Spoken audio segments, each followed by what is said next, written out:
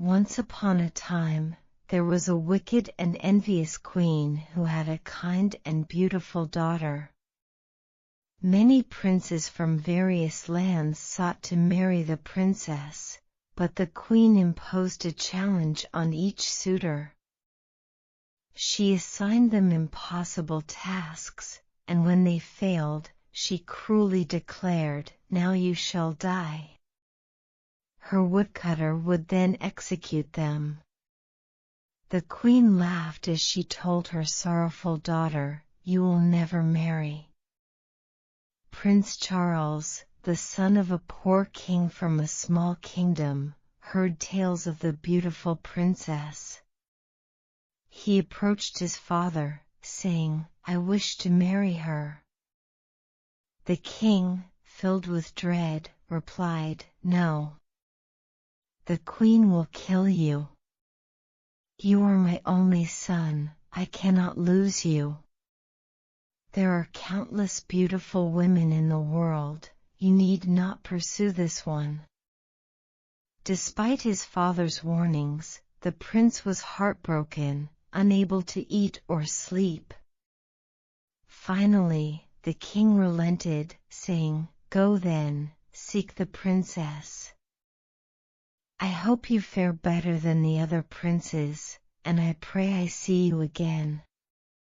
Filled with excitement, Prince Charles danced around his room, ate heartily, and regained his strength before setting off on his journey.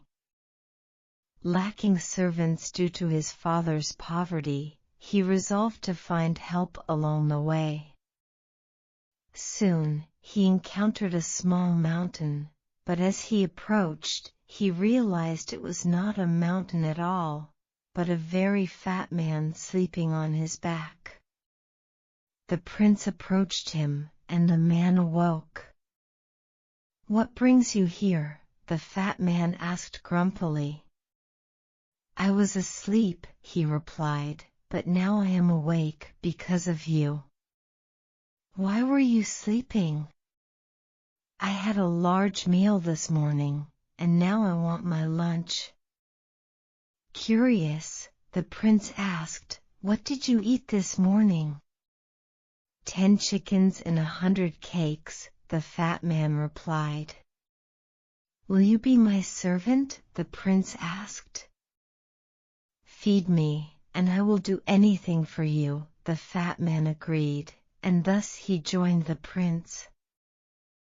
As they continued, they found another man with an unusually large ear, listening intently. "What are you doing?" the prince inquired. "I am listening," the man replied. "I can hear flowers blooming and birds singing from across the sea. In the princess's house, I hear people crying, another prince has perished."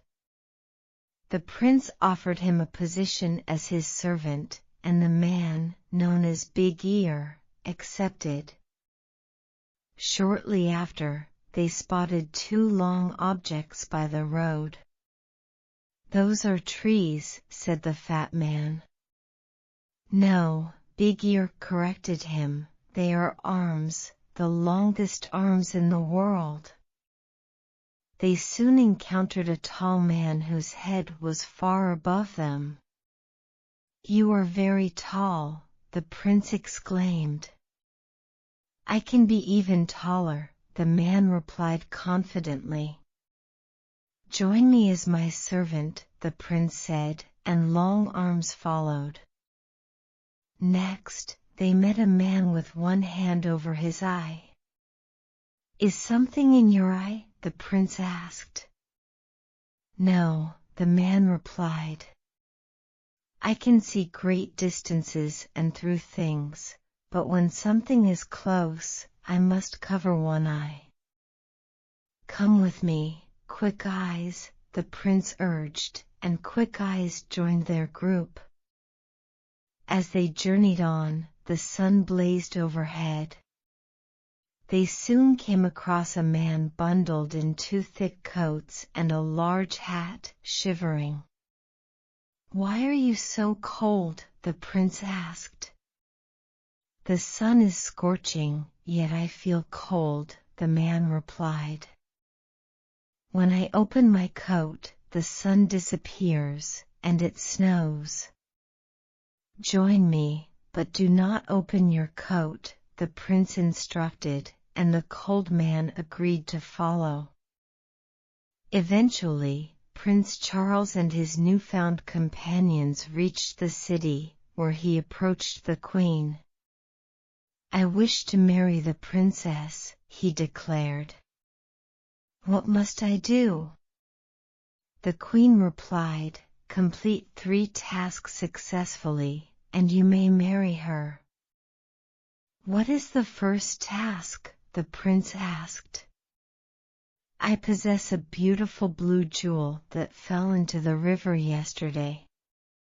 Retrieve it before sunset," she instructed. The prince returned to his companions, pondering how to find the jewel. Quick Eyes removed his hand from his eye and said, "I will search for it."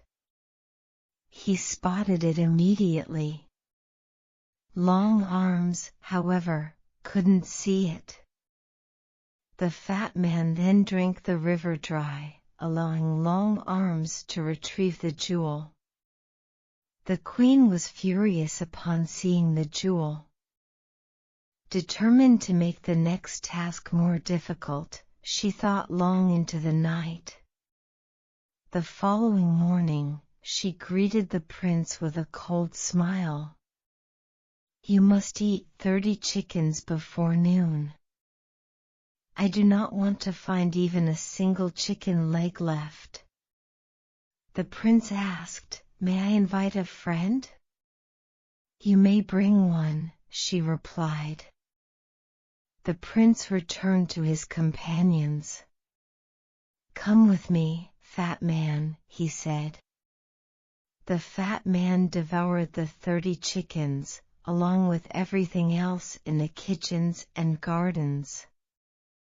When the queen called for her lunch, she was informed that a fat man had eaten all the food. Enraged, she devised another plan. On the 3rd day, the queen invited the prince to dine with her. Afterward, "Would you like to spend 2 hours with the princess?" she asked sweetly.